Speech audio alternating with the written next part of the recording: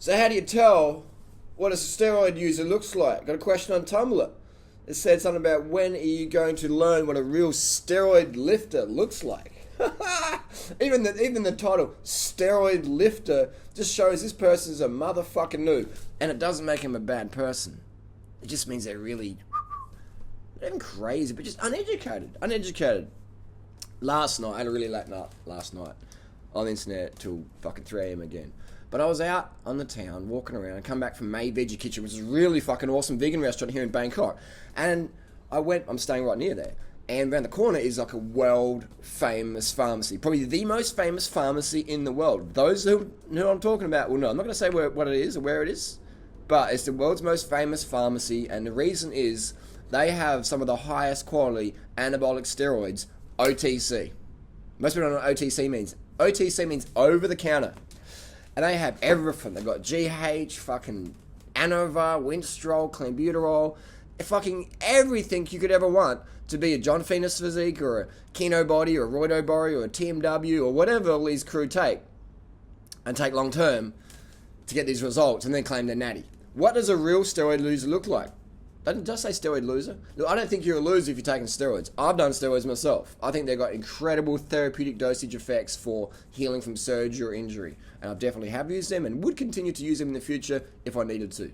But in terms of using steroids to change your aesthetics, like Botox or other surgeries or whatever, I disagree with it because you become this identity and then, in my opinion, become a drug addict because you become addicted to that physical aesthetic effect. And once you get off steroids, you shrink. You shrink down, and you get the durianrider effect. If you're natty, or you might be a bit more swole, but you can't look like a steroid user and be natty. You just can't. So anyway, I walked in the pharmacy last night, and I saw a swolger in there, and I'm like, this motherfucker's on the gas. It was pretty easy because he's in the world's most famous pharmacy. Anyway, I grabbed my phone out, did the undercover style phone. Anyway, Garmin. And I'm just sort of like, I snuck up behind him. I was wearing running shoes, so I snuck up behind him. I could tell he was like zoned in on the pharmacist, and he just starts rattling off what he wants. And I looked over his shoulder. He had a shopping list. And then so I pulled up alongside him, and he sort of looked a little bit nervous because there's so much stigma about steroid usage. And I said, "Oh, they got good stuff here. Is it legit?" And he's like, he didn't answer me. He tried to ignore me. And I said, "Oh, is it legit here, bro?" And I like leaned into him, and he's like, "Yeah." Yeah, and he sort of looked away. He didn't want to have a conversation with me. There's so much fucking stigma. This dude's in a pharmacy buying steroids. He looks like a motherfucking swolger. He's not as fucking ripped or swole as Kino Body or Venus or TMW, but I could pick him from a mile away. This motherfucker's using exogenous anabolic steroids in high amounts long term. And I picked it, and it was right. And he's like, then he said something like, "Oh, this is like, the first or second time I've ever done it before." And I'm like, "Hey, no worries, mate." He had tits out here. Had fucking the Venus fucking back knee on his shoulder. He's probably like 35 or something. The back knee, you get this zits and shit. Not everyone gets the zits. Not everyone goes bald, but hair thinning and zits are definitely a common sign of anabolic usage. And again, it doesn't make people bad people. There's so many fucking motherfuckers out there who say, "But you're not got a steroid addiction, durianrider. You're this skinny motherfucking 66 kilos at 6 foot tall." And then you have fake natties at 95 kilos, shorter than me or around my height, saying they're natural. But I'm the steroid user. I want a fucking refund then. Or they're saying, "Hey, I'm not even that big. But hey, look over durianrider. He looks fucking anorexic, but he's got a fucking steroid addiction." Like, how the fuck does that work? I know how it works. Is people would rather hear the fucking fallacy than risk their illusions being destroyed. People find the truth hard to digest when it compromises their illusions. And but anyway, what does a steroid user look like, mate? That you cannot take steroids and not have it show in your aesthetics and all your performances. If you're doping as a runner or a cyclist, you have the most incredible fucking 10k times and 10-minute power outputs. Like insane fucking times, bro.